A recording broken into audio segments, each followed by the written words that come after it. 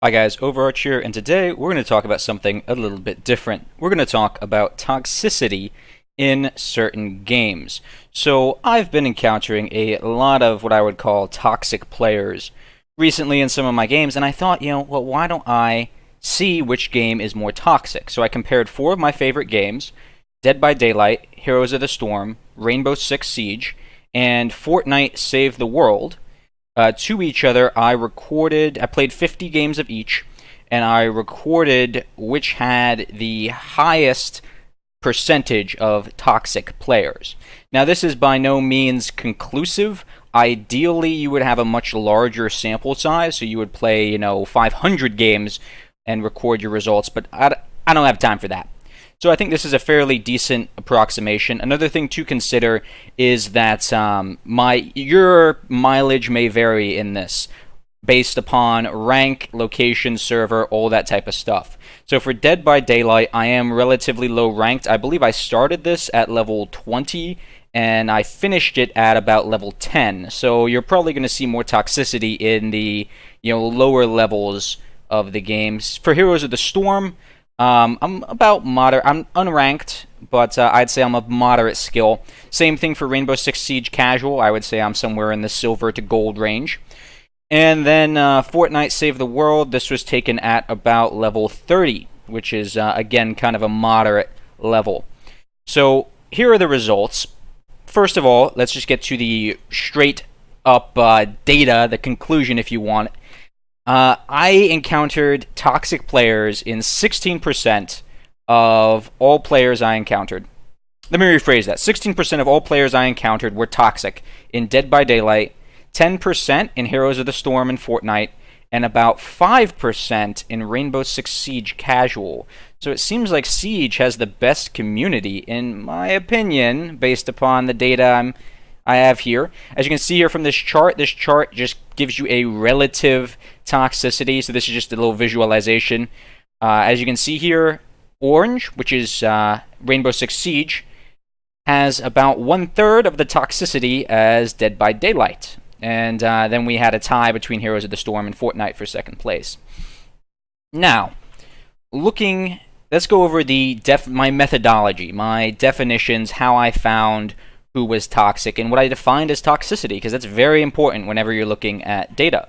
So here's my definitions, highlighted on the screen right now. So I ranked players into 3 categories. 1, assisting the enemy. 2, verbal abuse. And 3, rage quits / AFKs. So assisting the enemy could be anything from feeding the enemy kills and gold, revealing allied positions, sandbagging in Dead by Daylight, which is basically body blocking your team so they can't run away. And destroying team equipment was another one. And you see that in, rainbowsix Siege or Dead by Daylight to a degree.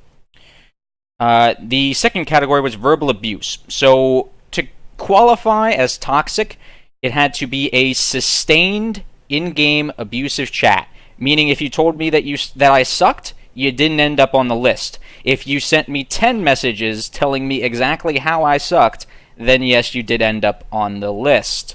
Or any abusive out-of-game chat. So if you went, or profile messages.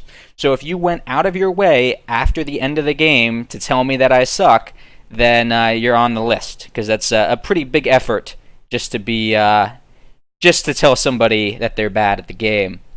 And the last category was rage quits / AFKs. So I qualify that as leaving the game for greater than 5 minutes or over half the game, or dying due to AFKing, specifically in rainbowsix Siege. And now let's go ahead and take a look at the actual raw data. So for Dead by Daylight, which is this column right here, we had 16% of players were toxic. So that's 24 players out of 150. And by far the biggest category here was rage quits / AFKs.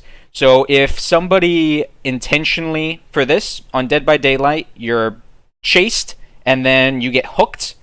If they struggled on the hook to die faster and intentionally killed themselves, then they're on this list. And that was by far the most toxic behavior that I saw.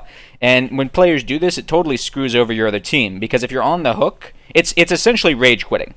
People rage quit in Dead by Daylight a lot at the upper ranks, and it is super annoying, and there's not really anything I can do about it. So yeah, that one was a very big category for Dead by Daylight. Now, going over to HOTS, it seems like the biggest category by far and away was assisting the enemy, and that was usually through intentionally feeding the enemy kills. So running up and intentionally dying, just running down the lane to die as much as possible was a behavior that I saw quite a bit. Inting, in other words, refusing to group with the team to team fight, even when it's obvious you should. And keep in mind, I am of a moderate skill in Heroes of the Storm. My allies should know that the team fighting is a thing. It's not like these guys are novices. So yeah, if you're refusing to cooperate with the team, then you're assisting the enemy. Next up, rainbowsix Seige, and this was relatively non-toxic. Only 11 out of the 200 players I encountered were toxic, giving it a very low 5.5%. And in this, I did see a few AFKs that resulted in deaths, or specifically if you rage quit. So rainbowsix Siege did not have that many rage quits, just because if you leave early, most of the time you get backfilled, so we'll get another person in. So I didn't consider that toxic. Leaving doesn't really handicap your team. However, if you leave during the final round, then you don't get backfilled. So all those rage quits / AFKs were pretty much from people that were leaving during the last round of the match, or rage quitting, dying immediately and then leaving, and we went another round, so we were a man down. So, but for the most part, I don't consider leaving games in casual rainbowsix Siege to be toxic. And then, lastly, we had Fortnite. So, Fortnite, out of 150 players I encountered, 15 were toxic. So, with that, the vast majority of those were rage quits / AFKs, and almost all of these were leeches. So, they're guys who are just hanging out AFK in a match, and just to get experience. So you get experience just for completing the match. Some people will go in and just AFK in a corner, and then they still get experience. It's a huge problem. So that was pretty much all the toxicity I encountered there. I did encounter 3 people that were destroying allied forts in order to assist the enemy, so that was fun. But yeah, for the most part, I didn't encounter too much toxicity there. So let's go over to some of these special mentions down here in toxicity. The first special mention was an Infinity War spoiler, and this was when it just came out. So I've been working on this for a couple weeks to a month. And this guy is also in the Rage Quit category. So he came in with Infinity War spoilers as his name, and then immediately died and Rage Quit. In rainbowsix Siege, we had a team attempt to vote kick our entire allied team, and a duo.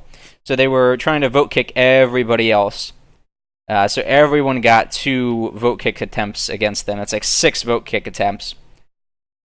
And then lastly, we had intentionally regressing the generator, which is your objectives in Dead by Daylight. And I honestly didn't even know that was possible before this guy did it, but he figured it out. He figured out a way to do it. So yeah, that was pretty toxic. And he was put in assisting the enemy. I just thought that was kind of interesting tactic there. Alright, well, as always, guys, thanks for watching. Let me know what your personal opinions on toxicity in gaming are down in the comment section below, and I hope to see you next time. Bye.